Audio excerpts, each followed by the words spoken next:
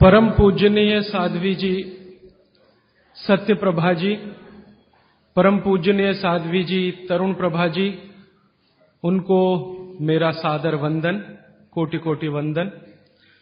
मुझे बहुत आनंद हुआ कि आज उनकी निश्रा में आपसे बात करने का, संवाद करने का समय मिलता है। मैं आपसे कल और कल के अगले एक दिन पहले और उसके एक दिन पहले 3 दिनों से जो बात कर रहा हूं, उसी बात को थोड़ा आगे बढ़ाता हूं। और आज की बात मैं आपके लिए बहुत महत्व की मानता हूं। अब तक मैंने आपसे अष्टांग हृदयम के जिन सूत्रों पर चर्चा की है, हम लोग हर एक विषय में, आप जानते हैं ना, एक थ्योरी होती है और एक प्रैक्टिकल होता है।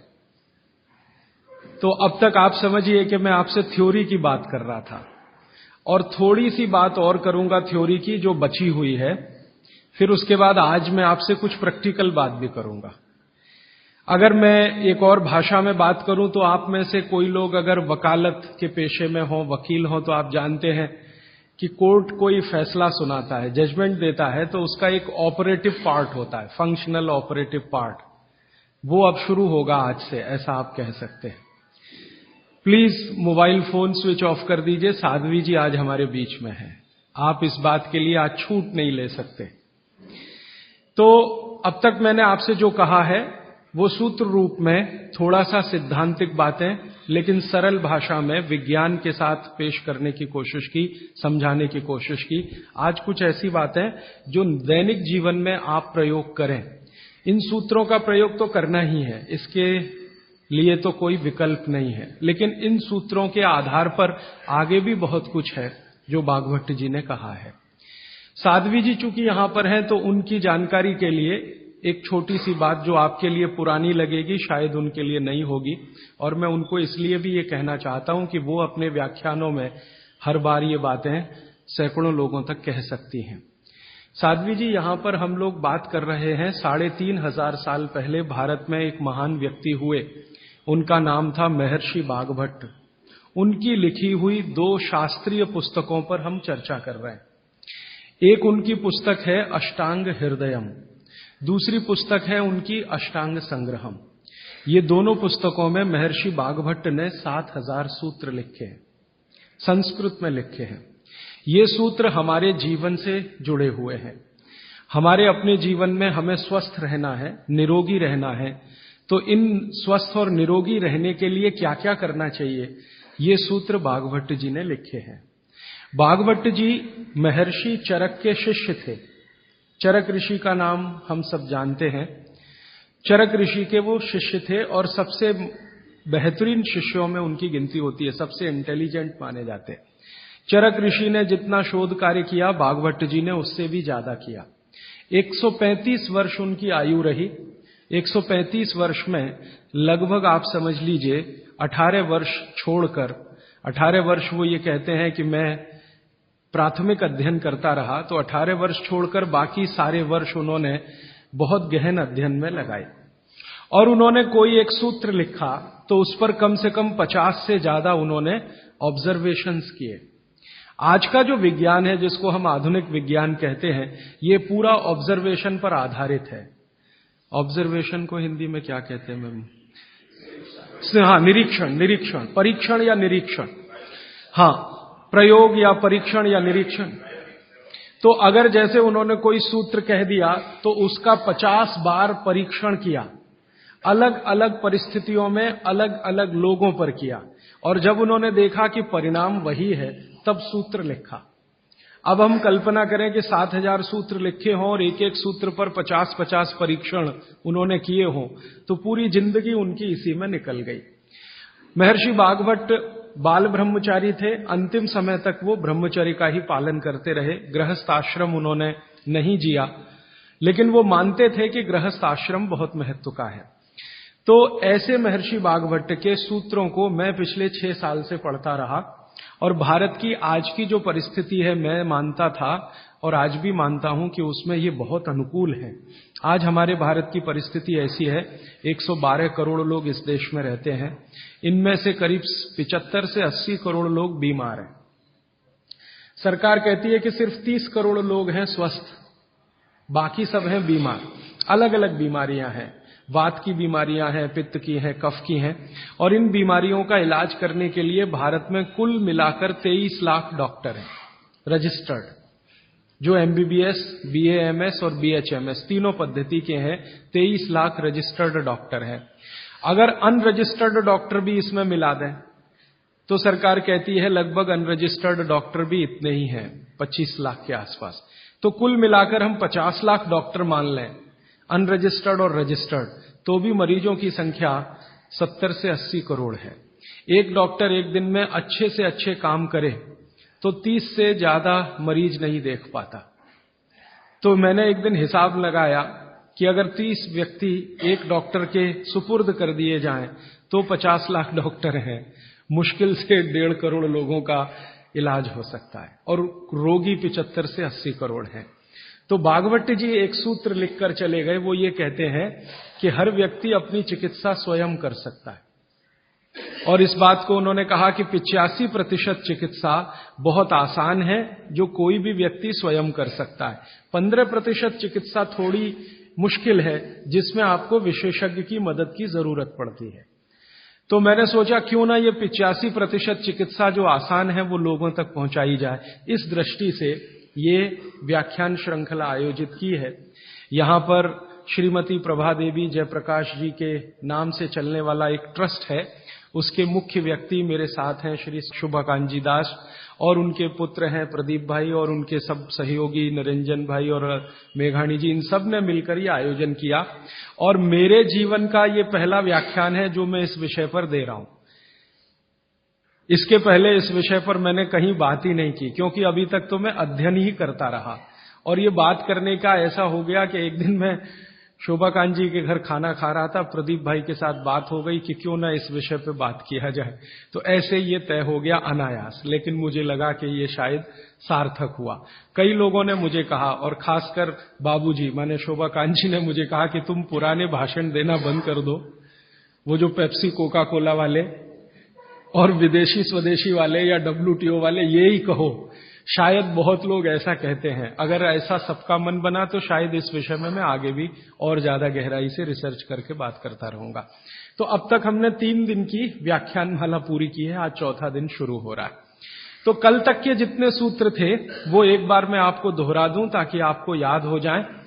कल का सबसे पहला महत्व का सूत्र मैंने बोला था कि आप खाना खाने के बाद पानी ना पिएं, पानी हमेशा 1.5 घंटे के बाद पिएं।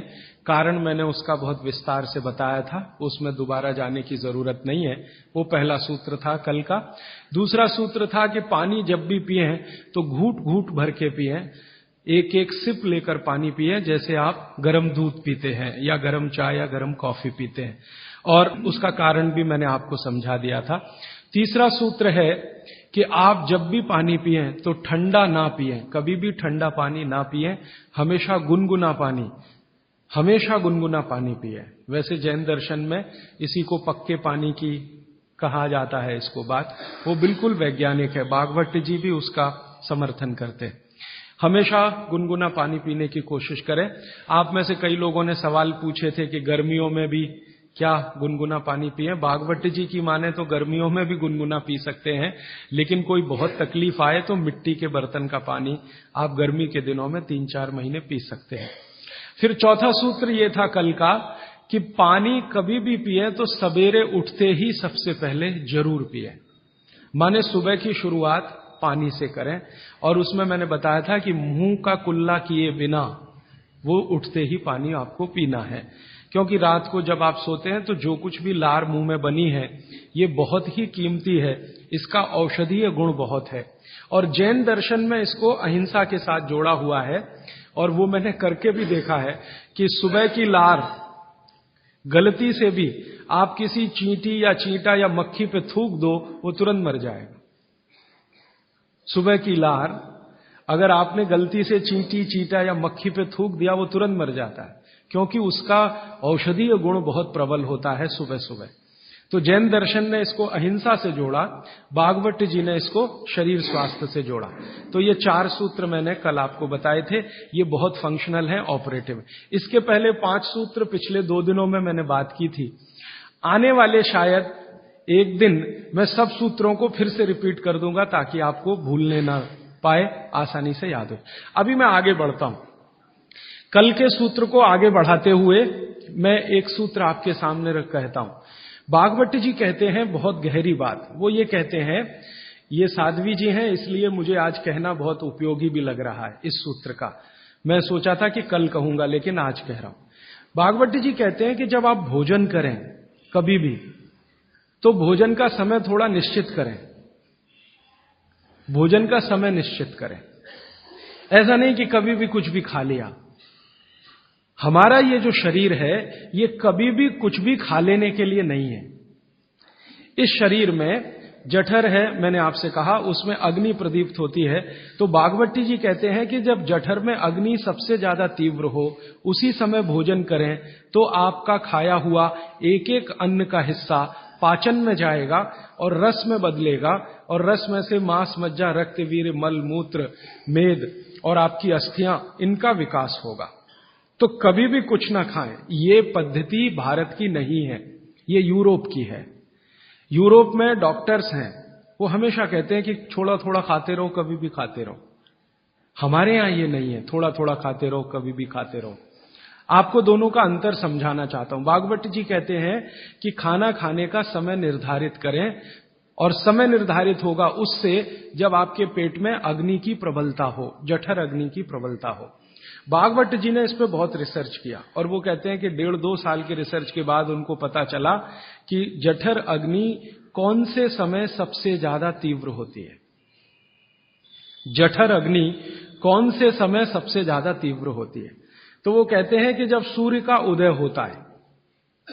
सूर्य का जब उदय होता है तो सूर्य के उदय होने से लगभग 2.5 घंटे तक जठर अग्नि सबसे ज्यादा तीव्र होती है। सूर्य के उदय होने से, सूर्य का उदय होना आप चेन्नई के हिसाब से सोच लीजिए, मान लीजिए 7 बजे, तो 7 बजे से लेकर 9:30 बजे तक जठर अग्नि सबसे ज्यादा तीव्र होगी। हो सकता है यही सूत्र अरुणाचल प्रदेश में मैं बात करूं तो वो 4 बजे से 6:30 का समय आ जाएगा, क्योंकि अरुणाचल प्रदेश में सूर्य 4 बजे निकल आता है। अगर मैं सिक्किम में बात करूंगा तो और 15 मिनट पहले हो जाएगा, और यही बात अगर मैं गुजरात में जाकर करूंगा तो आपसे समय थोड़ा भिन्न हो जाए। तो सूर्य के साथ इसको ध्यान रखें। तो सूर्य का उदय जैसे ही हुआ उससे अगले 2.5 घंटे तक जठर अग्नि सबसे ज्यादा तीव्र होती है।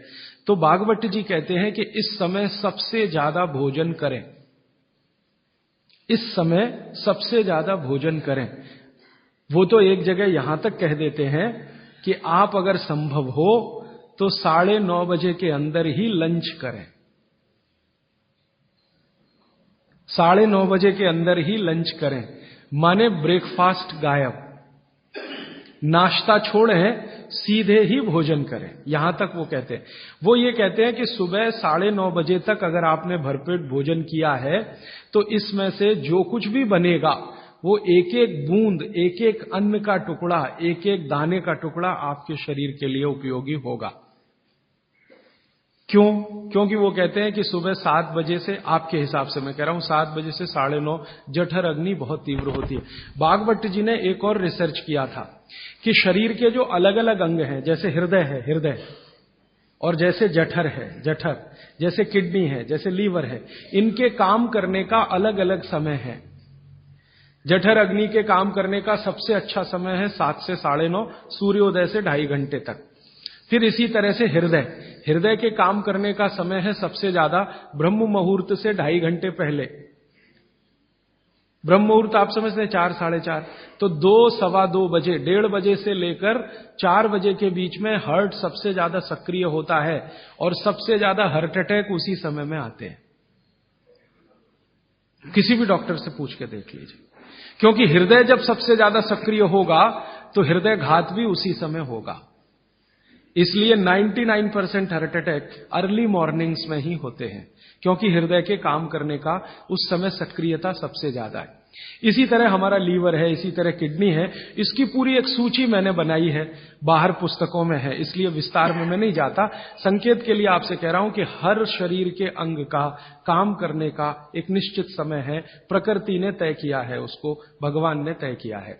तो आपका जठर अग्नि है, ये सबसे अच्छा 7 से 9:30, तो आप भरपेट खाना खाइए, ठीक है।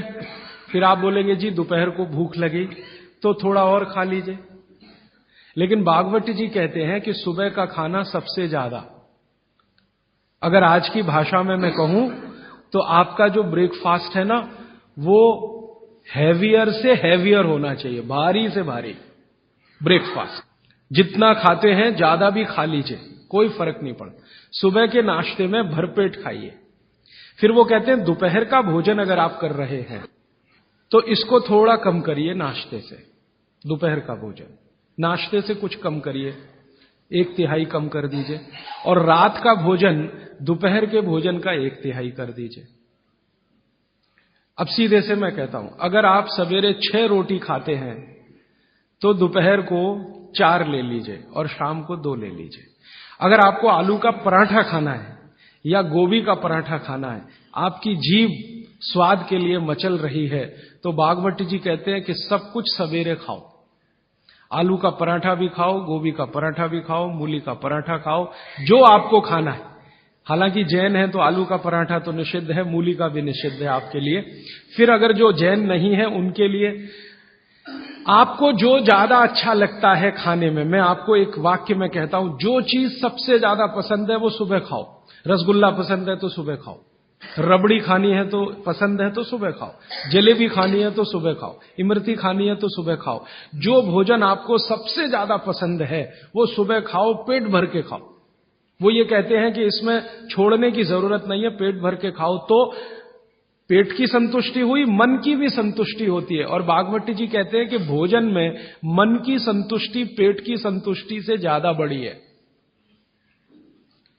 मन हमारा जो है ना, ये खास तरह की वस्तुओं से या हार्मोन से या एंजाइम से संचालित है।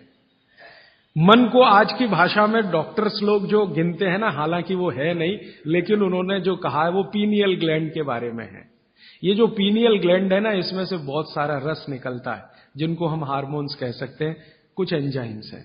ये संतुष्टि के लिए सबसे आवश्यक ग्लैंड है पीनियल ग्लैंड। तो भोजन अगर आपको तृप्त करता है, भोजन में एक तो पेट भरना है और एक तृप्त होना, तृप्त करेगा तो पीनियल ग्लैंड आपकी सबसे ज्यादा सक्रिय है। तो जो भी रस और एंजाइम चाहिए शरीर को, नियमित रूप से समान अंतर पे निकलते रहते हैं। और जो भोजन से तृप्ति नहीं है तो गड़बड़ होती है पीनियल ग्लैंड, और पीनियल ग्लैंड की गड़बड़ी पूरे शरीर में पसर जाती है और आपको तरह तरह के रोगों का शिकार बना दे। अगर आप तृप्त भोजन नहीं कर पा रहे हैं तो निश्चित रूप से 10-12 साल के बाद आपको मानसिक क्लेश होगा और रोग होंगे। मानसिक रोग बहुत खराब है। आप सिजोफ्रेनिया के शिकार हो सकते हैं, डिप्रेशन के शिकार हो सकते हैं, आपको कई ऐसी गंभीर बीमारियां हो सकती हैं। भागवती जी कहते हैं कि आप भोजन करते हुए अगर संतुष्ट नहीं है तो 27 तरह की बीमारियों से ग्रसित हो सकते हैं। उनकी पूरी सूची है, वो पुस्तक में है। कभी भी भोजन करें तो पेट तो भरे ही, मन भी तृप्त हो, और मन के तृप्त और पेट के भरने का सबसे अच्छा समय सवेरे का ही है। अब मैंने ये भागवती जी के सूत्र को चारों तरफ देखना शुरू किया तो मुझे पता चला कि मनुष्य को छोड़कर जीव जगत का हर प्राणी इस सूत्र का पालन कर रहा है, मनुष्य को छोड़कर, क्योंकि मनुष्य को मैं मूर्ख मानता हूं। हालांकि मनुष्य अपने को होशियार समझता है, लेकिन मनुष्य से ज्यादा होशियार ये जीव जगत के प्राणी हैं। आप चिड़िया को देखो, चिड़िया, कितने भी तरह की चिड़िया, सवेरे सूरज उगते ही उसका खाना शुरू हो जाता है और भरपेट खाती है। 6 बजे के आसपास आप राजस्थान में निकल जाओ, गुजरात में निकल जाओ, सब चिड़िया अपने अपने काम पे लगी हुई है, खाना खाने में खूब जम के खाती है, और पेट भर गया उसके 4 घंटे के बाद ही पानी पीती है, दोपहर को ही पानी पीती। गाय को देखो, सुबह उठते ही सूरज जैसे ही निकलेगा गाय का खाना शुरू हो जाएगा, भैंस का खाना शुरू हो जाएगा, बकरी, बकरे, भेड़, गधा, घोड़ा सब सुबह उठते ही खाना खाना शुरू करेंगे और पेट भर के खाएंगे, छक के खाएंगे, फिर दोपहर को आराम करेंगे। तो ये सारे जानवर, सारे जीव जंतु, आप सांप को देखो, बिच्छू को देखो, कीड़ी को देखो, चींटी को देखो, चींटे को देखो, सब जानवर, सब जीव जंतु जो हमारी आंखों से दिखते हैं, जो नहीं भी दिखते हैं, ये सबका भोजन करने का समय सवेरे सूर्योदय का ही है। सूर्योदय के साथ ही ये सब भोजन करते हैं, इसलिए ये हमसे ज्यादा स्वस्थ रहते हैं। मैंने आपको कई बार ये कहा है, आप उसको हंस देते हैं, किसी भी चिड़िया को डायबिटीज नहीं होता, किसी भी बंदर को हार्ट अटैक नहीं आता। बंदर तो आपके नजदीक है ना शरीर रचना में, बस बंदर और आप में एक ही अंतर है कि उसको पूछ है, आपको नहीं है, बाकी सब कुछ एक ही है। आपका हृदय बंदर का हृदय, आपका लीवर बंदर का लीवर, आपकी किडनी बंदर की किडनी, सब कुछ समान है। मां का गर्भाशय, बंदरिया का गर्भाशय, सब समान है, एक ही अंतर है, उसको पूछे, आपको नहीं है। तो ये बंदर को कभी भी डायबिटीज नहीं, आर्थराइटिस नहीं, कोई कुछ नहीं, कोई कुछ नहीं। मेरे एक बहुत अच्छे मित्र हैं डॉक्टर रविंद्रनाथ शानबाग, वो रहते हैं कर्नाटक में। कर्नाटक में एक उडुपी नाम की जगह है, वहां रहते हैं, बहुत बड़े प्रोफेसर हैं, मेडिकल कॉलेज में काम करते हैं। उन्होंने एक बड़ा गहरा रिसर्च किया। उन्होंने कहा कि मैंने जिंदगी भर, माने 15-16 साल उन्होंने एक रिसर्च किया कि बंदर को बीमार बनाओ, क्योंकि उन्होंने बहुत सारे वैज्ञानिकों से यह सुन रखा है कि बंदर बीमार नहीं होता, और बीमार होगा तो मरेगा ही, जीवित नहीं रहेगा। तो बंदर को बीमार बनाओ। तो उन्होंने तरह तरह के वायरस और बैक्टीरिया बंदर को डालना शुरू किया, कभी इंजेक्शन के माध्यम से, कभी किसी माध्यम से। वो कहते हैं कि मैं 15 साल असफल रहा, बंदर को कुछ नहीं हो सकता। और मैंने कहा कि आपने ये बता दिया कि ठीक है बंदर को कुछ नहीं हो सकता। वो कहते हैं कि मैंने बहुत कोशिश किया कि उसके ब्लड का कोलेस्ट्रॉल बढ़ा दूं, बढ़ता ही नहीं। तब उन्होंने एक दिन रहस्य की बात बताई, वो आपको भी मैं बता देता हूं कि बंदर का जो ब्लड है ना, उसका RH फैक्टर दुनिया में सबसे आदर्श है। और आपका RH फैक्टर जब नापता है ना कोई डॉक्टर, तो बंदर से ही कंपेयर करता है, वो बताता नहीं आपको, ये अलग बात है। कंपैरिजन बंदर से ही होता है। कारण उसका है कि उसको कोई बीमारी आ नहीं सकती, ब्लड में कोलेस्ट्रॉल बढ़ता नहीं, ट्राइग्लिसराइड कभी बढ़ता नहीं, डायबिटीज कभी होती नहीं, शुगर कितनी भी बाहर से इंट्रोड्यूस करो उसके ब्लड में टिकती नहीं। तो वो प्रोफेसर साहब कहते हैं यार ये सब एक ही चक्कर है कि बंदर सवेरे ही सवेरे भरपेट खाता है, जो आदमी नहीं खा पाता। तो वो प्रोफेसर रविंद्रनाथ शानबाग ने कुछ अपने मरीजों को कहा कि देखो भैया, बंदर की तरह से खाओ, माने सुबह सुबह भरपेट खाओ।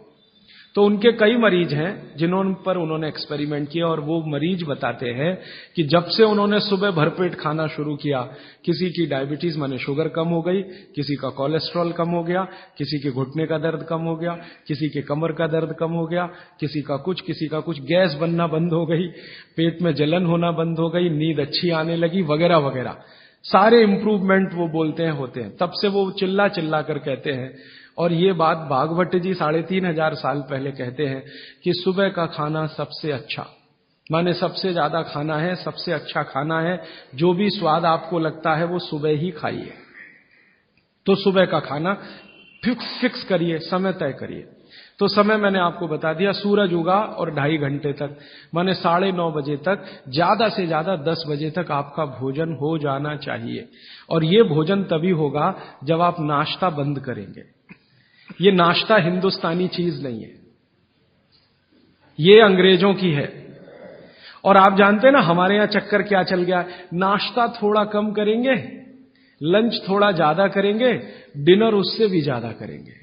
सवा सत्यानाश, एकदम उल्टा।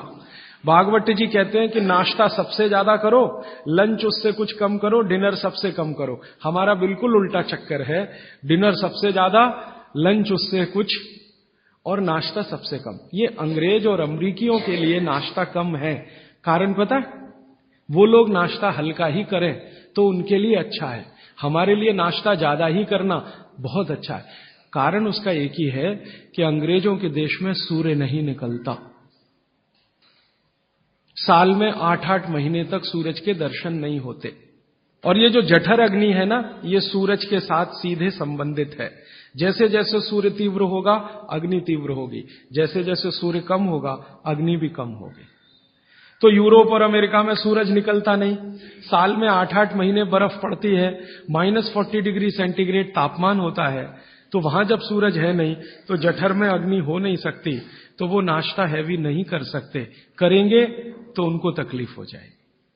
इसलिए मैंने सबसे पहले दिन जो सूत्र बोला था, अपनी आबो हवा, अपना पर्यावरण, अपना वातावरण, अपनी तासीर, इसको ध्यान में रखकर ही चलें। तो आपके देश की जो आबो हवा और तासीर है वो ये कि हर दिन सूरज निकलता है, सुबह निश्चित रूप से निकलता है, अगले दिन भी निकलेगा, करोड़ों साल से निकल रहा है, अगले करोड़ों साल तक निकलेगा।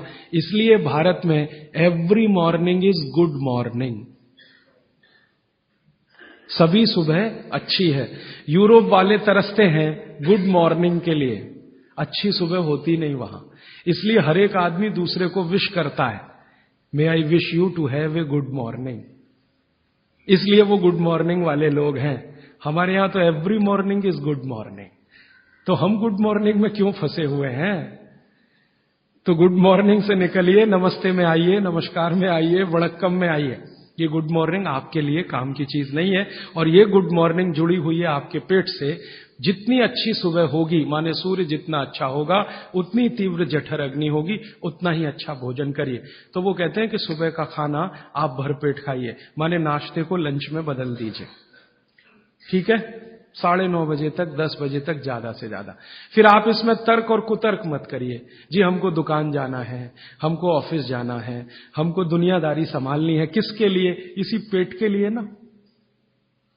ये दुनियादारी कर किसके लिए? आप इसी पेट के लिए ना। तो पेट तो दुरुस्त होने के लिए भागवत जी कह रहे हैं कि भाई इसको संभाल लो तो दुनियादारी संभलती है। और ये गया तो दुनियादारी संभाल के करेंगे क्या?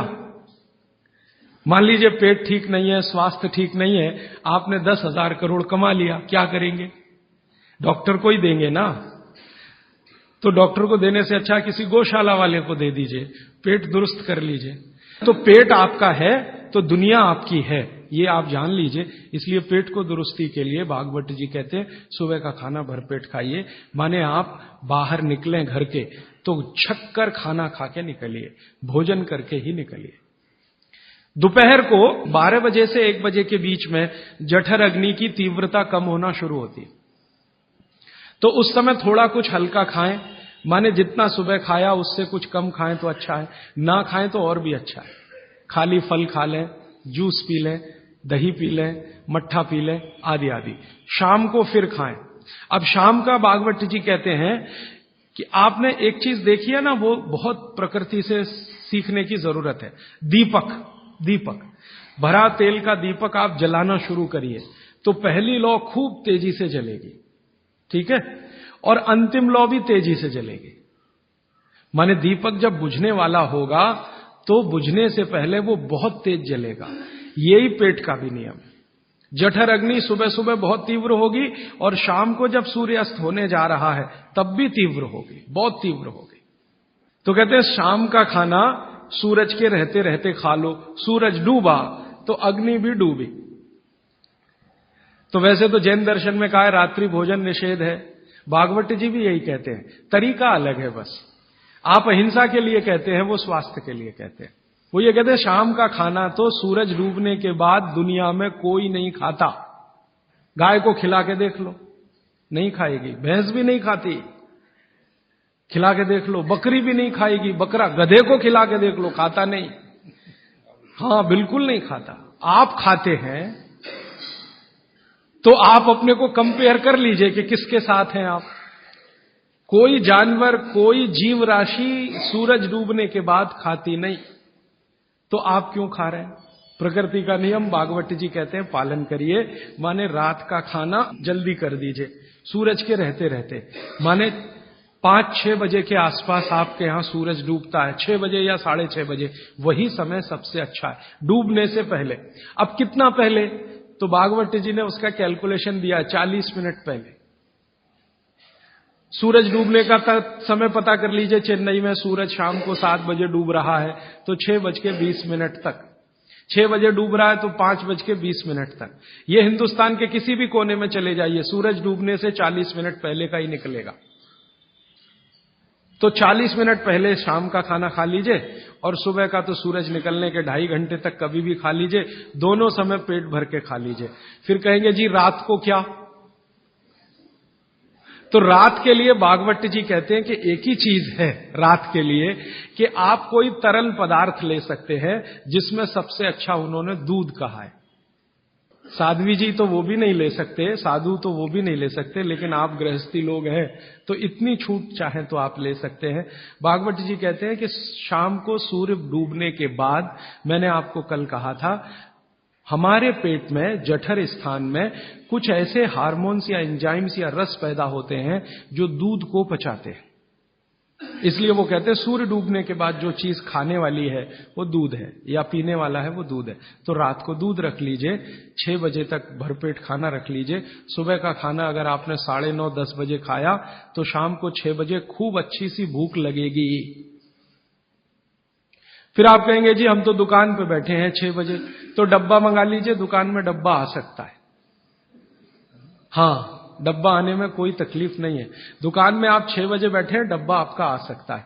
और मैं आपको हाथ जोड़कर कह रहा हूं, आप में से कोई भी डायबिटिक पेशेंट है, कोई भी अस्थमेटिक पेशेंट है, किसी को भी वात का गंभीर रोग है, आज से ये सूत्र चालू कर दीजिए। 3 महीने बाद आप खुद मुझे फोन करके कहेंगे राजीव भाई पहले से बहुत अच्छा हूं, शुगर लेवल कम हो रहा है, अस्थमा मेरा पहले से कम हो रहा है। ट्राइग्लिसराइड चेक कर लीजिए और इस सूत्र को शुरू कर दीजिए। 3 महीने बाद फिर चेक करा लीजिए, पहले से कम होगा। VLDL, LDL आज चेक कर लीजिए, 3 महीने बाद फिर चेक करा लीजिए, बहुत तेजी से घटेगा। HDL आज चेक करा लीजिए, 3 महीने बाद चेक करा लीजिए, बहुत तेजी से बढ़ेगा। और HDL बढ़ना ही चाहिए, LDL, VLDL कम होना चाहिए। तो ये सूत्र भागवत जी का जितना संभव हो आप ईमानदारी से पालन करिए, वो आपको स्वस्थ रहने में बहुत मदद करेगा। अब इसके आगे का एक सूत्र भागवत जी कहते हैं कि जब भी आप खाना खाएं तो हर समय ये बात का ध्यान रखें, हर समय, कि 2 ऐसी विरुद्ध वस्तुएं एक साथ ना खाएं जिनका गुण और स्वभाव एक दूसरे के विपरीत है। 2 विरुद्ध वस्तुएं एक साथ कभी भी ना खाएं, ये है सीधा सीधा सूत्र। अब आप कहेंगे हमें पता नहीं विरुद्ध वस्तुएं क्या हैं। मैं कुछ विरुद्ध वस्तुओं की सूची बता देता हूं। डिटेल सूची तो भागवत जी ने बताई है। 103 वस्तुएं हैं जो एक दूसरे के एकदम खिलाफ हैं। 103 वस्तुएं। जैसे सबसे पहली वस्तु उन्होंने बोली है प्याज और दूध, दोनों एक दूसरे के जानी दुश्मन हैं। दूध और प्याज साथ में खाया तो 20 बीमारियां आने ही वाली हैं। सबसे ज्यादा बीमारियां आएंगी त्वचा की।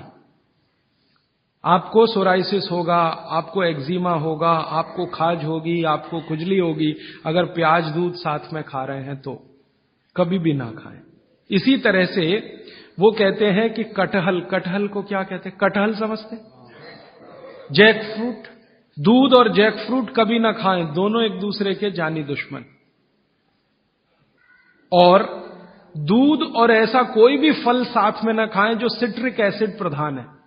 सिट्रिक एसिड आप समझते हैं, संतरा, मौसम्मी, नारंगी, अंगूर, खट्टी चीज।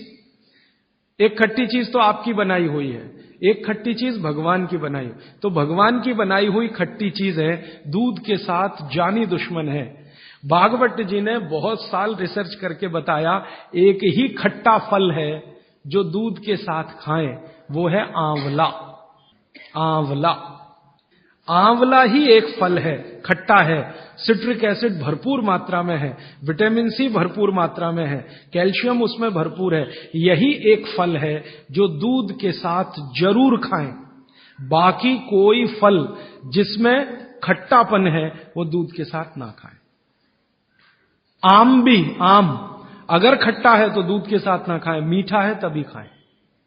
आम और दूध की दोस्ती बहुत जबरदस्त है, लेकिन खट्टे आम की दूध से दोस्ती नहीं है। मीठा आम, एकदम मीठा आम, पका हुआ आम, उसी को दूध के साथ खा सकते हैं।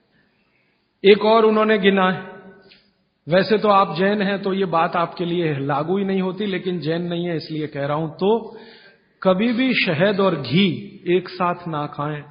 दुनिया का सबसे खराब जहर है ये, शहद और घी। शहद घी साथ में ना खाएं। शहद खाना है तो घी ना खाएं, घी खाना है तो शहद ना खाएं। इसी तरह से उड़द की दाल और दही गलती से भी साथ में ना खाएं। उड़द की दाल, वैसे तो मैंने कल बोला था द्विदल, द्विदल में सबसे खतरनाक है उड़द की दाल। उड़द की दाल के बारे में जितनी भी रिसर्चेस भारत में हुई हैं वो ये कहती हैं कि ये दालों की राजा है, इसलिए ये अकेला ही खाएं, इसके साथ दही नहीं खा सकते। उड़द की दाल के साथ, दालों की राजा है, राजा अकेला ही रहता है ऐसा कहा जाता है। तो वो कहते हैं उड़द की दाल भरपूर खाएं, मना नहीं है, लेकिन अकेली खाएं। और बाकी जो दालें हैं, अरहर की दाल है, मूंग की दाल है, तो मैंने कल कहा था कि ये भी द्विदल में है, दही तो ना खाएं, लेकिन कोई मजबूरी में खाना है तो उपाय मैंने बताया था कि दही गर्म करके खाएं, माने दही में बघार लगा के खाएं ताकि तासीर गर्म हो जाए उसकी, या मट्ठा गर्म करके खाएं तासीर उसकी गर्म हो जाए। लेकिन मेरी आपको विनम्र विनती है, उड़द की दाल के साथ तो बिल्कुल ना दही खाएं, ना मट्ठा खाएं, बघारा हुआ भी नहीं खाएं। भागवत जी कहते हैं कि चलेगा ही नहीं। मैंने इस पे मेरे अपने शरीर पे एक्सपेरिमेंट किया। मैंने एक दिन कहा कि चलो खा के देखते हैं। भागवत जी ने कहा ना खाएं, खा के देखें क्या होता है शरीर को। तो मैंने खाने से पहले मेरा ब्लड प्रेशर चेक किया, और उड़द की दाल खाने के बाद दही खाया और फिर ब्लड प्रेशर चेक किया, तो मेरा ब्लड प्रेशर 22 से 25% बढ़ा हुआ था। फिर मैंने सोचना शुरू किया कि रोज रोज अगर मैं ये खाने लगूं उड़द की दाल और दही उड़द की दाल, तो 100% 6-8 महीने में हार्ट अटैक आ ही जाएगा। इसका मतलब माताओं बहनों से हाथ जोड़कर निवेदन है, दही बड़ा कभी भी नहीं, क्योंकि दही बड़ा में उड़द की दाल का बड़ा अगर है तो दही बिल्कुल नहीं। अगर आपको दही बड़ा खाना ही है तो मूंग की दाल का बड़ा है, दही बघार कर या मट्ठा बघार कर आप ले सकते हैं। उड़द की दाल का बड़ा अगर बनाया है तो दही के साथ तो गलती से भी नहीं। उड़द की दाल का बड़ा सीधे चटनी से खा सकते हैं, दही से नहीं। और अगर शादी ब्याह है आपके घर में तो मीनू बनाते समय ध्यान रखें कि मेहमानों को उड़द की दाल का बड़ा और दही ना परोसें, नहीं तो दोहरे पाप के भागीदार बने। आप अपना तो नाश करेंगे या आने वालों का भी नाश करेंगे। और अतिथि देवता है, उसको जहर ना खिलाएं। तो ऐसी एक सूची है। मैंने तो आपको 4-5 चीजें बताई हैं, विस्तार से आप पुस्तक में देख सकते हैं। वो सूची ये कहती है 103 वस्तुओं की, ये चीज इसके साथ ना खाएं, ये चीज इसके साथ ना खाएं। तो भागवत जी कहते हैं 2 विरोधी चीजें साथ में ना खाएं। और वो कहते हैं कि अगर आपने ये सूत्र धारण कर लिया तो जिंदगी भर आप निसंकोच बिना किसी रोग के जीवन बिता सकते हैं। तो आज का एक सूत्र मैंने बोला, फिर ये दूसरा सूत्र हुआ, अभी तीसरे सूत्र पे चलता हूं आज का। भागवत जी कहते हैं कि खाना आप जब भी खाएं तो उसको जमीन पर बैठकर ही खाएं, जमीन पर बैठकर खाएं। मैं जैसे बैठा हूं ना, इसको आयुर्वेद की भाषा में कहते हैं सुख आसन। ये आसन में खाना खाएं। क्यों खाएं जी, प्रश्न आएगा आपके मन में। तो भागवत जी समझाते हैं कि जब आप इस आसन में बैठते हैं, सुख आसन में, तो आपके शरीर का जो जठर है ना, ये जो है सबसे ज्यादा तीव्र है, और इस आसन में इसकी तीव्रता हमेशा मेंटेन रहती है। आप अभी कुर्सी पर बैठे हैं, इसमें तीव्रता घट जाती है, और खड़े हो जाएं तो बिल्कुल कम हो जाएगी। कारण क्या है? आप शरीर के बारे में थोड़ा जानते हैं ना, हमारे शरीर में कई चक्र हैं। एक चक्र जो है ना, ये जो पीछे है, जहां पर आपका हिप जॉइंट्स और आपका ये जो मन का होता है, जहां मिलते हैं, वो सबसे महत्वपूर्ण चक्र है। ये प्रदीप्त होता है तभी, मन दीप्त होता है जब आप इस स्थिति में बैठें, और इसका जठर पर सीधे असर है। और ये असर आप अगर महसूस करना चाहते हैं तो जमीन पे बैठ के ही खाएं। और वो ये कहते हैं कि भोजन की जो थाली है वो आप बैठे उससे थोड़ा ऊपर रहे, माने पट्टा रख के या स्टूल रख के थाली उस पर ऐसे बैठ के खाएं। भागवत जी ने और एक बात कही है कि सबसे अच्छा तो ये है सुखासन, जिसमें आप बैठकर खाना खाएं। वो कहते हैं और एक आसन है जिसमें आप खाना खा सकते हैं, बाकी किसी में भी नहीं। वो गाय का दूध जब निकालते हैं ना, कैसे बैठते हैं, बस उस स्थिति में भी आप खाना खा सकते हैं। उकड़ू गाय दूध निकालने का जो स्थिति है बैठने का, उस स्थिति में बैठ के आप खाना खा सकते हैं। लेकिन वो आपके लिए नहीं है, इसको ध्यान से सुन लीजिए, क्योंकि आगे उन्होंने एक वाक्य लिख दिया कि जो शरीर श्रम ज्यादा करते हैं, जैसे किसान जैसे हमारे कारीगर मजदूर, उनके लिए उकड़ू बैठकर खाना खाना सबसे अच्छा। खाते भी हैं, माने वो चेले हैं सब बागवट के। और आप जो शरीर श्रम कम करते हैं, आपके लिए इस आसन में बैठकर खाना खाना अच्छा। अब आप आज से एक ऑब्जर्वेशन कर लीजिए कि जितने लोग इस बात से परेशान हैं कि उनका पेट आगे निकल आया है, वो इस आसन में बैठ के खाना खाना शुरू कर दें और 3 महीने के बाद फिर देखें तो उनका पेट पहले से कम ही होगा, आगे नहीं आएगा। और ये जो डाइनिंग टेबल पे बैठ के खाना खाएंगे, पेट आगे निकलता ही जाएगा, क्योंकि कुर्सी आपके लिए बनी नहीं है, ये अंग्रेजों के लिए बनी है। अंग्रेजों के लिए कुर्सी इसलिए बनी है कि ठंड बहुत है ना, तो जॉइंट्स कड़क रहते हैं उनके, सभी जॉइंट्स कड़क होंगे, कठोरता आएगी। आपके यहां गर्मी बहुत है तो आपके जॉइंट्स में फ्लेक्सिबिलिटी है, तो आप आसानी से जमीन पर बैठ सकते हैं। कोई अंग्रेज नहीं बैठ सकता जैसे मैं बैठा हूं, अमरीकी नहीं बैठ सकता, क्योंकि घुटने कड़क हैं, हिप जॉइंट्स कड़क हैं, बैठने में तकलीफ है। तो उन्होंने अपनी तकलीफ को कम करने के लिए कुर्सी का आविष्कार किया है। आधे तो बैठे, पूरे नहीं बैठ सकते, तो वो आपके लिए नहीं है कुर्सी, ये अंग्रेजों की देन है। तो मेरी आपको विनती है कि डाइनिंग टेबल पे खाना ना खाएं। तो आप कहेंगे जी ले लिया तो बहुत सारा कचरा भर रखा है आपने घर में, क्या करेंगे उसका? हमको हिंदुस्तानियों को पिछले 60-70 साल में या 100 साल में एक गजब बीमारी हुई है, दुनिया भर का कचरा घर में लाके रखना। हाँ, ये इतनी खराब बीमारी आई है हमको कि बिना सोचे बिना समझे कचरा ला के घर में रखना। रसोइयों में मैं घरों में जाता हूं ना, टीन टपरे के इतने डब्बे होते हैं, खाली हैं, फेंकेंगे नहीं, संभाल के कब काम आएंगे मालूम नहीं, लेकिन वो भरते ही जाते हैं। रसोई में इतने डिब्बे डब्बियां हैं, काम के शायद उसमें आधे भी नहीं है, लेकिन रखा हुआ है। पता नहीं कचरे से इतना मोह क्यों है। जो बाहर फेंकना चाहिए वो घर में सजा के रखा हुआ है। और फेंकने की बात करो, अरे पता नहीं कभी काम आ जाए, और वो कभी 60 साल में भी नहीं आता, 100 साल में भी नहीं आता। तो उसी कचरे में मैं गिनता हूं आपकी डाइनिंग टेबल। अब आप जरा हिसाब निकालो जी, ये आपने लाके रखी है डाइनिंग टेबल, मान लो ये 100 स्क्वायर फीट की है, 10 बाई 10 की है, या मान लो 50 स्क्वायर फीट की है।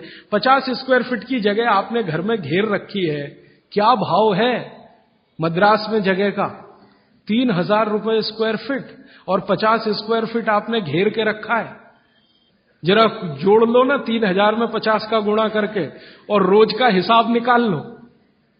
तो एक तो खरीदा तब आपने पैसा बर्बाद कर दिया, अब इसको जगह को घेर के बर्बाद कर दिया आपने।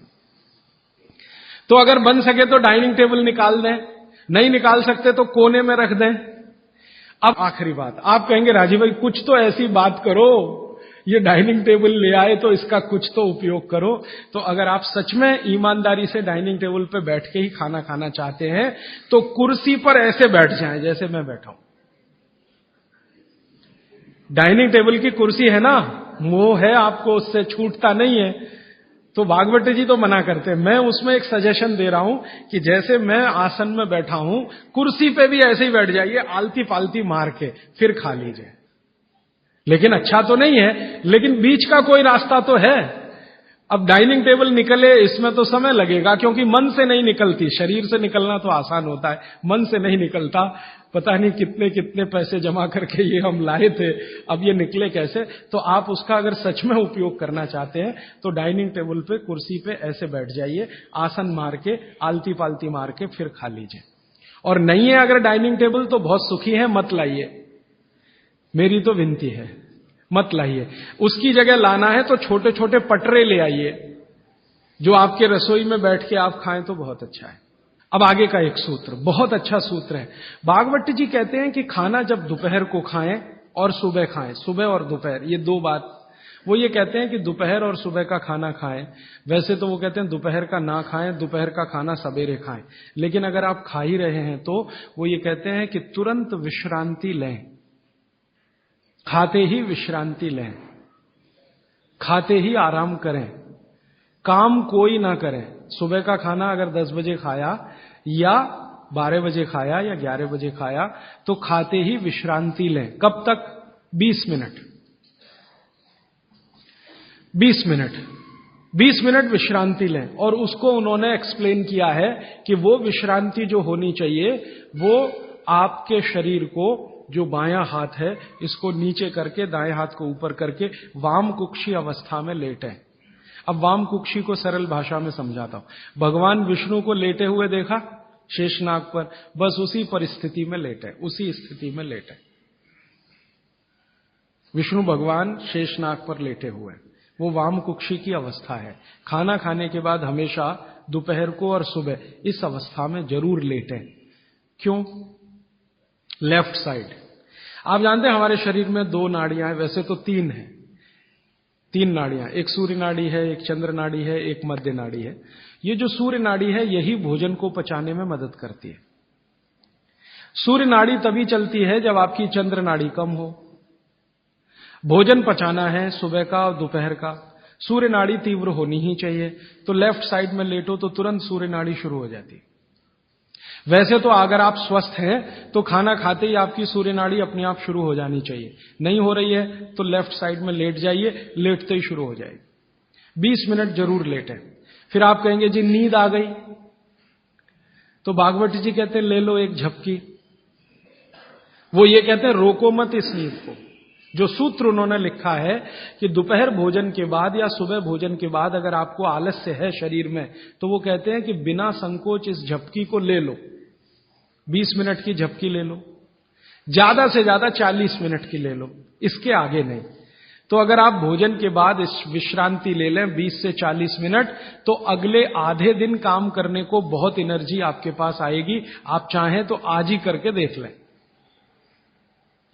मैं इस सूत्र को वैसे कल विस्तार से समझाने वाला हूं। भागवत जी ने कल एक सूत्र, कल मैं उस सूत्र को लूंगा, उसमें उन्होंने ये कहा है कि शरीर के 14 वेग होते हैं, वेग, उनको कभी भी रोके नहीं। उसमें से निद्रा है, नींद जो है ना, ये एक वेग है। तो वो कहते हैं कि दोपहर के खाने के बाद अगर आलस्य आ रहा है तो ये स्वाभाविक है, क्योंकि खाना खाते ही जठर अग्नि प्रदीप्त होगी। अग्नि प्रदीप्त होने के लिए मैंने आपसे कल समझाया था ना, ब्लड की जरूरत पड़ेगी। तो सारे शरीर का खून पेट में रहता है जब तक खाना पचता है। तो बाकी अंगों को खून की कमी है तो प्रेशर बढ़ेगा। सारा खून एक जगह आएगा तो दूसरे अंगों पे तकलीफ आएगी कि नहीं? तो ब्रेन को प्रेशर आता है, तो ब्रेन रिलैक्स होना चाहता है, इसलिए भोजन के बाद आपको सुस्ती आएगी ही। ये प्रकृति का नियम है। तो आप ले लेना उस नींद को, छोड़ते क्यों हैं? बहुत कीमती है, लोगों को मिलती नहीं। गोलियां खाते हैं फिर भी नहीं आती। करोड़ों रुपए लेने वालों को मैंने देखा है, आती ही नहीं है नींद। आपको आ रही है तो बात बहुत सुखी है। तो आप दोपहर की झपकी ले लें। मैं आपको और एक छोटी सी जानकारी बताऊं कि भागवत जी के इस सूत्र पर यूरोप और अमेरिका में बहुत रिसर्च हो रही है आजकल। ऑस्ट्रेलिया में, ब्राजील में और मैक्सिको में कई कंपनियां ऐसी हैं जिन्होंने लंच के बाद ब्रेक देना शुरू किया है अपने कर्मचारियों को। और ब्राजील और मैक्सिको और ऑस्ट्रेलिया, तीनों देश की सरकारें 2008 में कानून बनाने जा रही हैं। कानून बनने जा रहा है कि हर एक कर्मचारी को लंच के बाद झपकी लेने के लिए ब्रेक देना कंपलसरी है। तो सभी कंपनियों को ऑर्डर आया है सरकार का कि अपने ऑफिस की डिजाइन इस तरह से करो कि कोई भी कर्मचारी जहां बैठकर काम कर रहा है वहां झपकी भी ले सके। जिन कंपनियों में ये चल रहा है सिलसिला, मैंने उनसे ईमेल से कांटेक्ट किया कि भैया ये तुमको कहां से याद आ गया? ये तो भागवत जी 3500 साल पहले कह के गए। तो उन्होंने कहा ये आपके यहां 3500 साल पहले था, हमारे यहां अब पहुंचा है, हमको अब पता चला है, हमने इस पर रिसर्च शुरू किया है। तो उन्होंने ये महसूस किया है कि जिन कर्मचारियों को दोपहर खाने के बाद वो झपकी लेने की छूट दे रहे हैं, उनकी काम करने की एफिशिएंसी 3 गुना बढ़ गई है। एफिशिएंसी बढ़ रही है। तो वो कह रहे हैं कि पहले से ज्यादा काम कर रहे हैं, तनख्वाह उतनी ही है, बस एक झपकी लेने की छूट उनको मिली है, काम बढ़ गया उनका। तो आप भी महसूस कर सकते हैं। और माताओं बहनों को तो विशेष विनती है, क्योंकि आपका घर का काम भी कुछ कम नहीं है। किसी भी फैक्ट्री को चलाना बहुत आसान है, घर चलाना बहुत मुश्किल काम है। और घर में भी सबसे मुश्किल काम है बच्चों को बड़ा करना। मैं मानता हूं दुनिया में इससे बड़ा कोई काम नहीं। तो आपको काम तो घर में भी है, आप भी भोजन के बाद एक झपकी लेने का नियम बना ही लो। सब काम छोड़कर झपकी ले लो आप, क्योंकि मैं आपसे ये कह रहा हूं मैं आपसे ये कह रहा हूं कि आपके शरीर के स्वस्थ रहने से ज्यादा बड़ा कोई काम नहीं है दुनिया में। जो आपका शरीर दुरुस्त रहेगा तो घर आगे भी ठीक से चलता रहेगा। इसलिए कोई संकोच नहीं, कोई लिहाज नहीं, कोई शर्म नहीं। सास की शर्म नहीं, ससुर की शर्म नहीं, पति की शर्म नहीं, बच्चों की शर्म नहीं। आपने दोपहर का खाना खाया, झपकी ले ही लो, 20 मिनट से 40 मिनट। जिंदगी आपकी सुखी रहेगी, जिंदगी भर आप सुखी रहेंगे। इसमें कोई शर्म की बात नहीं है, यह शरीर की जरूरत है। जैसे भूख लगती है तो हम खाना खाते हैं, इसमें क्या शर्म करते हैं। वैसे ही खाना खाते ही ब्लड प्रेशर बढ़ता है और ब्रेन को ज्यादा प्रेशर बर्दाश्त नहीं है, तो नींद लेना ही शरीर के लिए अच्छा है। तो आप ये कर लो। पुरुषों के लिए भी मेरी विनती है। आप कहेंगे जी दुकान में व्यवस्था नहीं, कुछ बना लो, आगे पीछे कुछ तोड़ ताड़ के ऐसी व्यवस्था कर लो कि खाते ही पैर सीधे करने को कुछ तो हो जाए। आप कहेंगे जी बैंक में काम करते हैं, बीमा कंपनी में काम करते हैं, तो मैं अमेरिका यूरोप की उन कंपनियों की लिस्ट दे देता हूं जहां पर यह नियम बन चुका है। आपके बैंक और बीमा वालों को वो लिस्ट दिखा दो कि जब ये अमेरिका और कनाडा और ब्रिटेन और ऑस्ट्रेलिया और न्यूजीलैंड में कानून बन सकता है तो हिंदुस्तान में क्यों नहीं। बागवट तो हिंदुस्तान के थे। तो आपकी बैंक और बीमा कंपनियों में भी कोशिश करो। लेकिन आपको मालूम है ये जो हमारा बीपीओ सेक्टर है, यहां तो हो गया है, गुड़गांव में चालू हो गया, उन्होंने चालू कर दिया, दोपहर को खाने के बाद झपकी लेने की छूट देना शुरू कर दिया। तो अगर वहां हो रहा है बीपीओ सेक्टर में, आईटी सेक्टर में, तो सब जगह हो जाएगा। धीरे धीरे ये आ जाएगा। अब मैं आपको एक उल्टी बात कहता हूं। गुजरात में जाता हूं, मैं राजस्थान में जाता हूं, जयपुर जैसे शहर में, राजकोट जैसे शहर में, तो दोपहर को सारा बाजार बंद रहता है।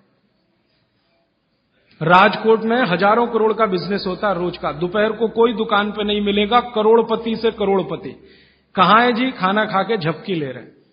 बहुत सुखी लोग हैं, बहुत सुखी लोग हैं। काठियावाड़ में मैंने देखा है, क्या पोरबंदर, क्या राजकोट, क्या जामनगर, क्या जूनागढ़, क्या अमरेली, दोपहर को बाजार खुलेगा ही नहीं।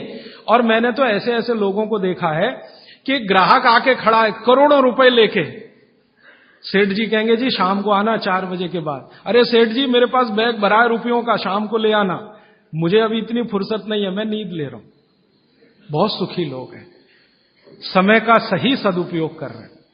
अब कुछ लोग गालियां देते हैं, क्या निकम्मे लोग हैं, दोपहर को सोते हैं। सोना ही चाहिए।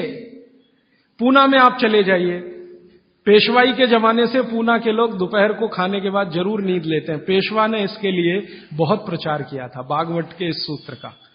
तो वहां भी है, पूना में भी है। जो पुराने शहर है ना हिंदुस्तान में, हर जगह ये देखने को मिलेगा, दोपहर के खाने के बाद सब झपकी लेंगे ही। तो कर्नाटक में भी है, तमिलनाडु का मुझे मालूम नहीं क्योंकि ज्यादा मैं घूमा नहीं।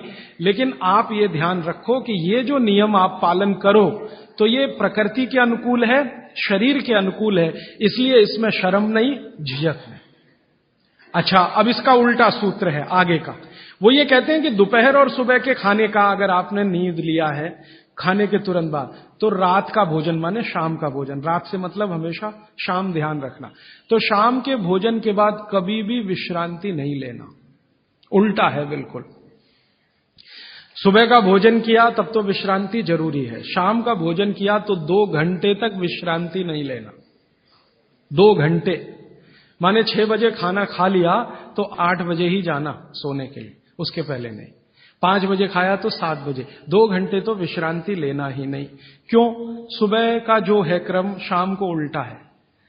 सुबह सूर्य का प्रकाश है, पवन का स्पर्श बहुत तीव्र है, शाम को सूर्य का प्रकाश बिल्कुल नहीं है। तो शरीर की बायोकेमिस्ट्री पूरी बदल जाती है सुबह और शाम। सुबह कुछ तरह के हार्मोन्स हैं, शाम को दूसरे तरह के हार्मोन्स। तो शाम के लिए वो ऑब्जर्वेशन करके कहते हैं कि कभी भी खाने के बाद तुरंत सोना नहीं। अगर सोएंगे तो हार्ट अटैक, डायबिटीज, सब बीमारी आने की संभावना। तो शाम को खाने के 2 घंटे बाद तक ना सोएं, सुबह खाते ही जरूर विश्रांति लें।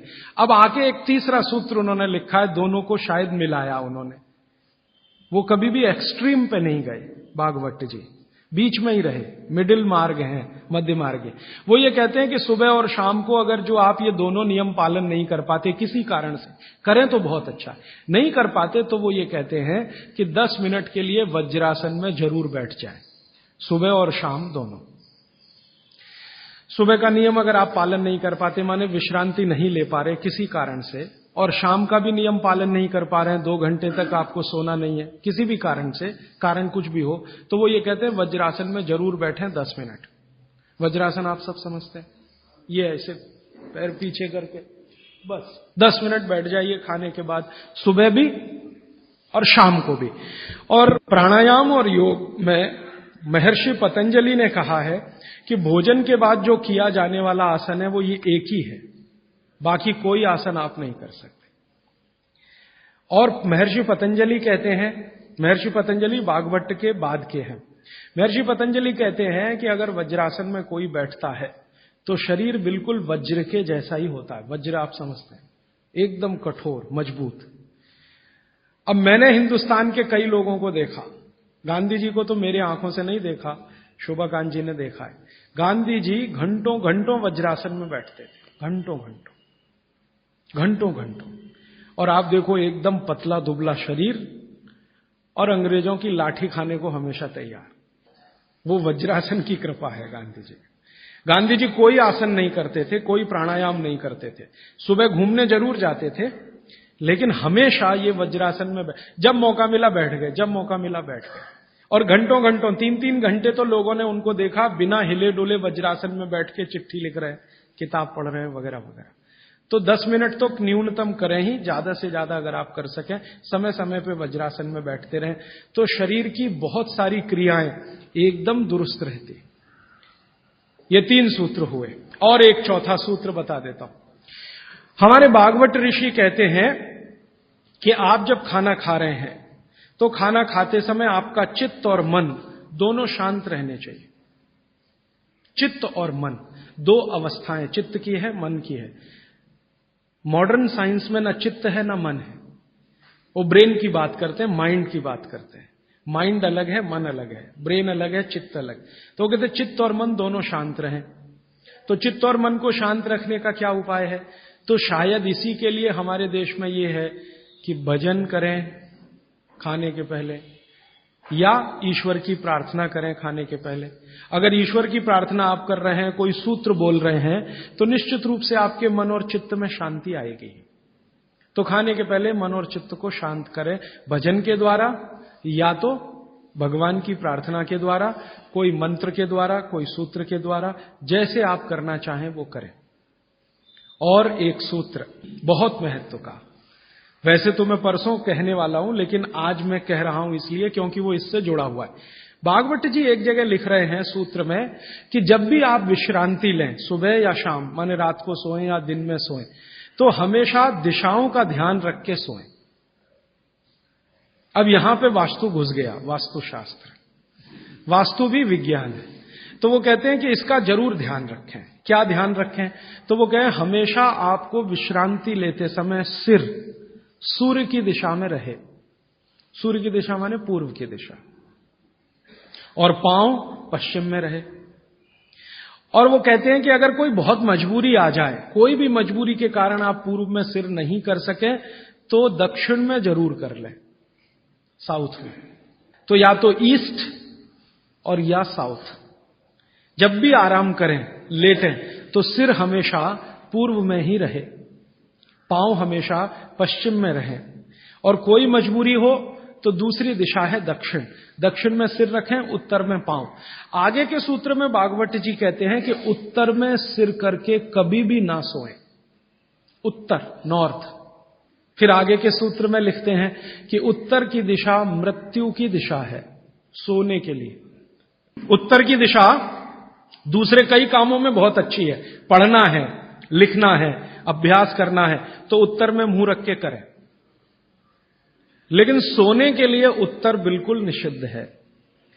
अब भागवत जी ने लिख दिया, मैंने देखना शुरू किया, जब से ये पढ़ा तो मैं गांव में भी बहुत जाता हूं, तो कई बार गांव में मैंने ऐसी स्थिति देखी है, किसी का मृत्यु हुई तो मुझे अंतिम संस्कार में जाना पड़ा। तो मैं देखता हूं कि वहां पंडित जी खड़े हो गए अंतिम संस्कार के सूत्र बोलना। तो पहला ही सूत्र वो बोलते हैं संस्कृत में, हर गांव में पंडित जी, मृत का शरीर उत्तर में करो, माने सिर उत्तर में करो। पहला ही मंत्र है, पहला ही मंत्र बोलेंगे, मृत व्यक्ति का सिर उत्तर में करो। और हमारे देश में आर्य समाज के एक संस्थापक रहे स्वामी दयानंद सरस्वती, उन्होंने भारत में जो संस्कार होते हैं ना, जन्म का संस्कार है, गर्भाधान संस्कार है, मृत्यु भी एक संस्कार है, तो उन्होंने एक पुस्तक लिखी है संस्कार विधि। उसमें पहला ही सूत्र है मृत्यु के लिए, तो उसमें वो कह रहे हैं कि सबसे पहले मृत व्यक्ति का सिर उत्तर में करो, उसके बाद विधि शुरू करो। अब ये तो हुआ भागवत जी का, दयानंद जी का वगैरह। अब मैं विज्ञान जोड़ रहा हूं इसमें, ये मेरा अपना एक्सप्लेनेशन है। क्यों? आज का जो हमारा दिमाग है ना, ये क्यों के बिना मानता नहीं। हाँ, क्यों ऐसा करें? कारण उसका बिल्कुल साफ है। आधुनिक विज्ञान ये कहता है कि आपका जो शरीर है और आपकी जो पृथ्वी है, इन दोनों के बीच में कोई बल काम करता है, पृथ्वी और शरीर के बीच में। इसको हम कहते हैं गुरुत्व आकर्षण बल, ग्रेविटेशनल फोर्स। अब ये कैसे काम करता है? पृथ्वी के बारे में आप जानते हैं, पृथ्वी का उत्तर, पृथ्वी का दक्षिण, ये दोनों सबसे ज्यादा तीव्र हैं गुरुत्व आकर्षण के लिए। पृथ्वी का उत्तर, पृथ्वी का दक्षिण एक चुंबक की तरह से काम करता है गुरुत्वाकर्षण के लिए। आपका जो शरीर है, इसका ये है उत्तर, सिर जो है ना शरीर का उत्तर है और पांव दक्षिण है। तो सिर का उत्तर और पृथ्वी का उत्तर, आप अगर पृथ्वी में उत्तर की दिशा में सिर करके सो गए, भागवत जी कहते नहीं सोना, मान लो सो गए, तो आपका सिर का उत्तर और पृथ्वी का उत्तर, उत्तर उत्तर दोनों साथ में आए तो फोर्स ऑफ रिपल्शन काम करता है। विज्ञान ये कहता है फोर्स ऑफ रिपल्शन माने प्रतिकर्षण बल लगेगा। तो आप ऐसे ऐसे समझो इसको कि ये उत्तर है और आपने उत्तर में सिर किया, तो उधर से एक प्रतिकर्षण बल आपके शरीर पर काम करेगा। तो ये प्रतिकर्षण बल जब शरीर पर काम करेगा, धक्का देने वाला बल, तो आपके शरीर में संकुचन आएगा, कॉन्ट्रैक्शन। और शरीर में अगर संकुचन आया तो ब्लड प्रेशर पूरी तरह से कंट्रोल के बाहर जाएगा, क्योंकि ब्लड को भी प्रेशर आएगा। क्योंकि शरीर को प्रेशर आया ना, तो शरीर में खून है, खून को भी प्रेशर आएगा, और अगर खून को प्रेशर है तो नींद आएगी ही नहीं। मन में हमेशा धड़पड़ चलती रहेगी, हृदय की गति हमेशा तीव्र रहेगी। तो उत्तर की दिशा पृथ्वी की है, जो नॉर्थ पोल कहलाती है। हमारे शरीर का उत्तर ये है सिर। अगर ये दोनों एक ही दिशा में हो, फोर्स ऑफ रिपल्शन काम करेगा, प्रतिकर्षण बल लगेगा, शरीर में संकुचन आएगा, नींद आएगी ही नहीं। अब इसका उल्टा कर लो, आपका सिर दक्षिण में कर दो, ठीक है? पृथ्वी का दक्षिण में आपका सिर कर दो, तो आपका सिर तो नॉर्थ हुआ और पृथ्वी का दक्षिण हुआ, साउथ हुआ। तो आपका नॉर्थ माने उत्तर और पृथ्वी का दक्षिण, ये दोनों एक दिशा में है, तो फोर्स ऑफ अट्रैक्शन काम करेगा, एक बल आपको खींचेगा। और अगर आपके शरीर पर खिंचाव पड़ेगा, मान लीजिए आप लेटे हैं और ये पृथ्वी का दक्षिण है और इधर आपका सिर है, तो आपको खींचेगा अगर कोई, तो शरीर थोड़ा सा बड़ा होगा। जैसे रबर खींचती है ना, इलास्टिसिटी, ऐसे ही शरीर में थोड़ा सा बढ़ाव आएगा। जैसे ही शरीर थोड़ा सा बढ़ा तो बॉडी में रिलैक्सेशन आ गया।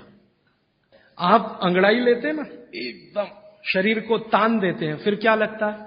बहुत अच्छा लगता है, क्योंकि शरीर को ताना तो उसके बाद शरीर में थोड़ा बढ़ाव आया, आप बहुत रिलैक्स फील करेंगे। तो इसलिए भागवत जी ने कहा कि दक्षिण में सिर करेंगे तो शरीर पर फोर्स ऑफ अट्रैक्शन है, उत्तर में सिर करेंगे तो फोर्स ऑफ रिपल्शन है। फोर्स ऑफ रिपल्शन में शरीर पर दबाव पड़ता है, फोर्स ऑफ अट्रैक्शन में खिंचाव पड़ता है। खिंचाव और दबाव एक दूसरे के विपरीत हैं। दबाव से शरीर में संकुचन आएगा तो खिंचाव से शरीर में थोड़ा सा फैलाव आएगा। तो फैलाव है तो आप सुखी नींद लेंगे, और उस पर दबाव है तो नींद नहीं है। इसलिए उन्होंने बहुत बेहतरीन विश्लेषण दिया है। ये विश्लेषण मैं मानता हूं जिंदगी के सारे मानसिक रोगों को खत्म करने का अकेला है सूत्र। नींद अच्छी अगर ले रहे हैं आप, तो समझ लीजिए दुनिया में बहुत सारी चीजें आपके शरीर से बाहर। भोजन अच्छा है, नींद अच्छी है, और क्या चाहिए? तो आप नींद अच्छी लें, ब्रेन हमेशा आपका फोर्स ऑफ अट्रैक्शन पे रहे, इसके लिए दक्षिण में सिर करके सोना बहुत अच्छा, और नहीं तो पूर्व में करना।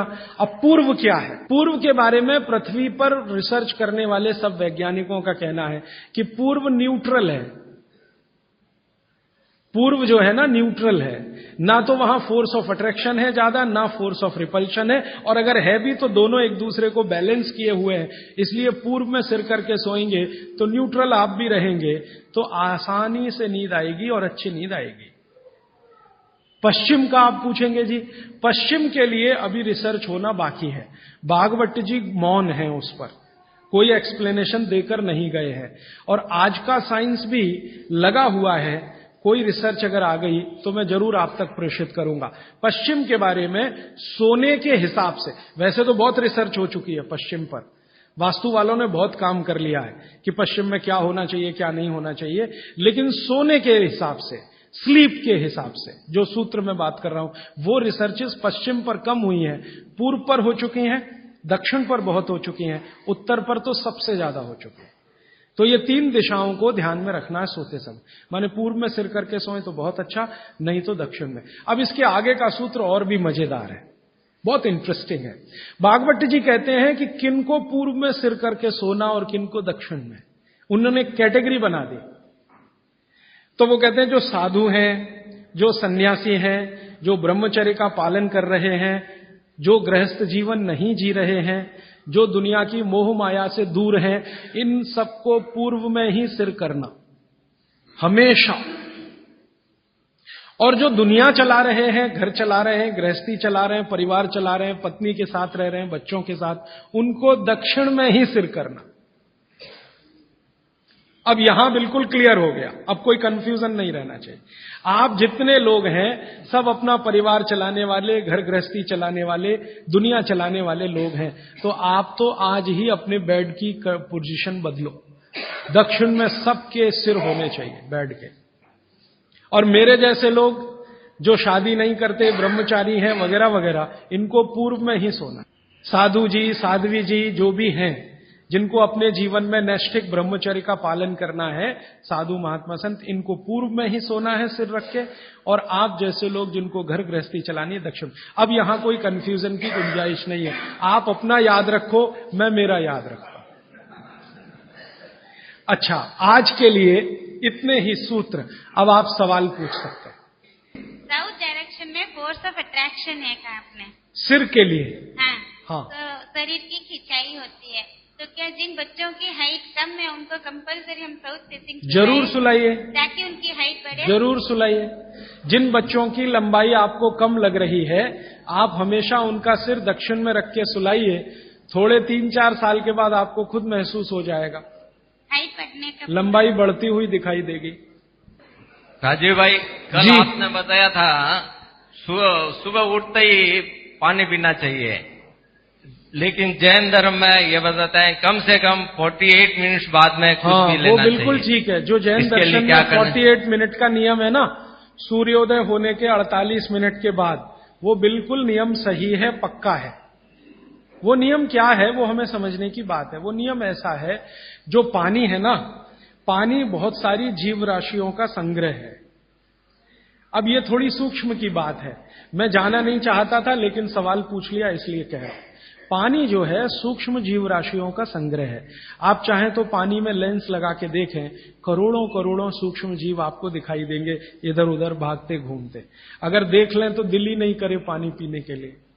ये तो सुबह सुबह क्या होता है कि आपका जो मुंह है, ये जो लार है ना, ये मैंने आपसे कहा कि सुबह के समय सबसे ज्यादा तीव्र होती है, मेडिसिनल प्रॉपर्टी ज्यादा होती है इस लार की।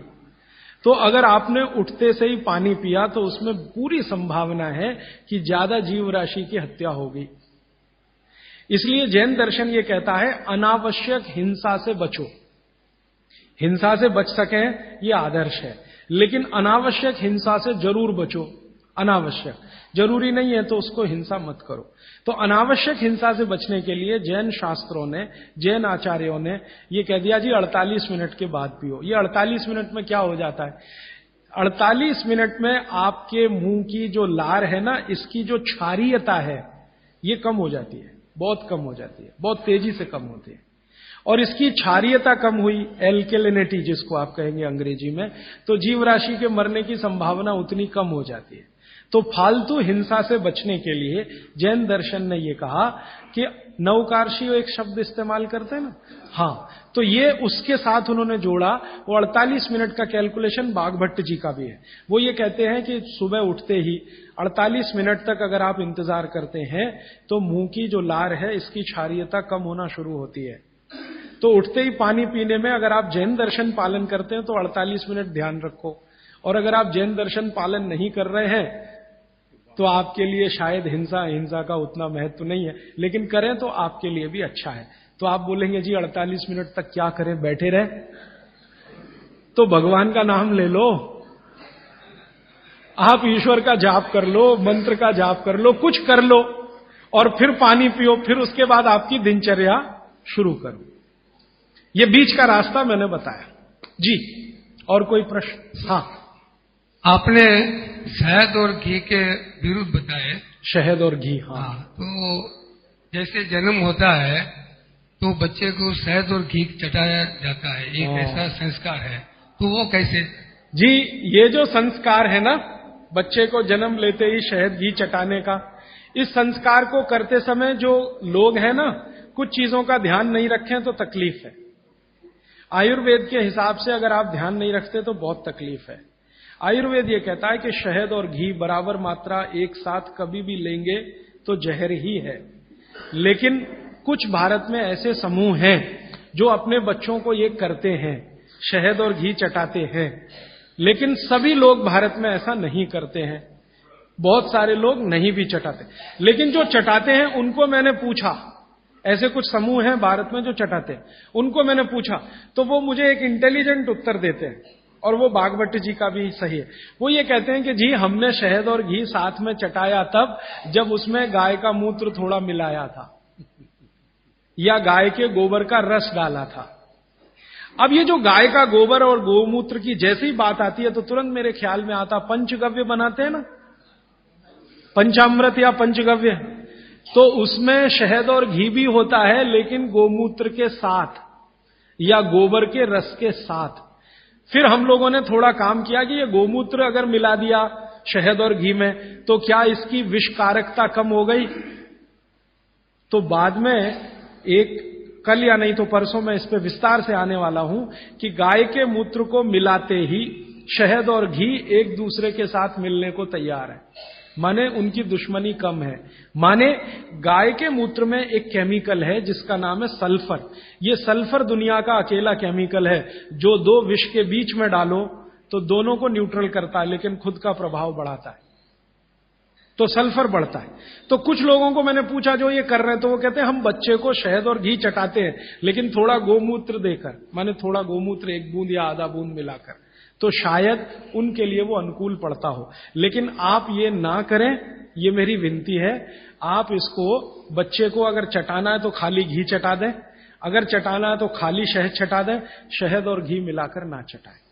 एक ही कंडीशन है कि जब बच्चे को कोई ऐसा गंभीर रोग ना हो, अगर मान लो कोई बहुत गंभीर रोग है जिसमें विष ही देना है, मान लीजिए कई रोग ऐसे हैं जिसमें विष दवा का काम करता है, ऐसे कई रोग हैं जिसमें विष दवा का काम करता है, उस कंडीशन में जरूर बच्चे को दिया जा सकता है। जैसे एक बहुत खराब रोग होता है, कई बच्चों को होता है, जन्म लेते ही उनके शरीर का जो त्वचा है ना, उनका रंग बदलना शुरू होता है। कई बच्चों को मैंने देखा एकदम तांबई कलर के हो जाते हैं, ये जो कॉपर होता है ना, कॉपर, ताम्र, उसी रंग के बच्चे की स्किन होना शुरू हो जाती है। उस बच्चे को जरूर शहद और घी ही चटाना पड़ेगा, नहीं तो ठीक नहीं होगा, उसके लिए वो काम आएगा।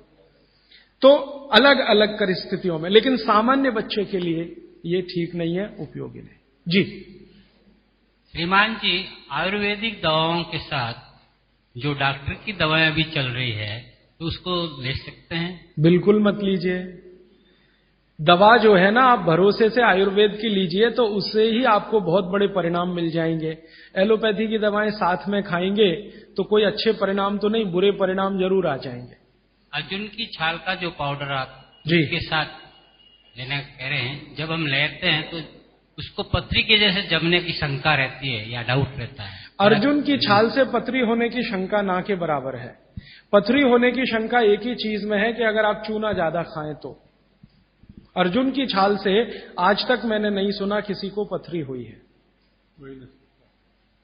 क्योंकि अर्जुन की छाल में जो कैल्शियम है वो बहुत ही कम है, और जो है वो बहुत आसानी से घुलनशील है, वो आसानी से डाइजेस्ट होता है। पथरी होने की संभावना तभी है जब आप ज्यादा चूना खाएं। जी, पेशाब करने के पश्चात पानी पीना ठीक है या पहले पानी पीना? कल तक इंतजार कर लीजिए इस नियम के लिए, ये कल आने ही वाला है। आप पूछिए जी।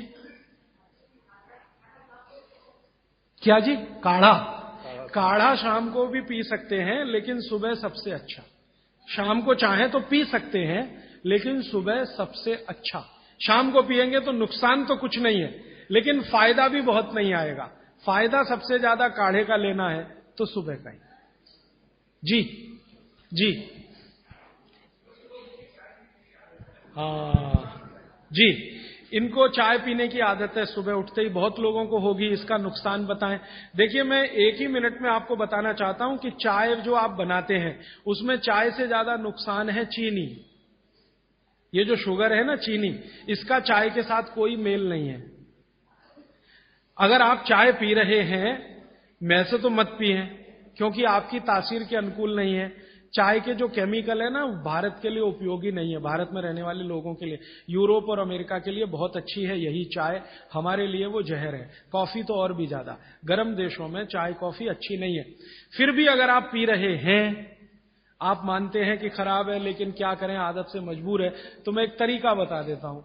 वो तरीका ये है कि चीनी की जगह गुड़ की चाय पी लीजिए। क्यों पी लीजिए वो समझिए। गुड़ जो है ना क्षारीय है, और चीनी है ना अम्लीय है। चीनी जब डिसइंटीग्रेट होती है तो उसके जो अंतिम परिणाम है वो एक एसिड के रूप में ही है, और गुड़ जब डिसइंटीग्रेट होता है तो उसका अंतिम परिणाम है वो क्षार के रूप में है।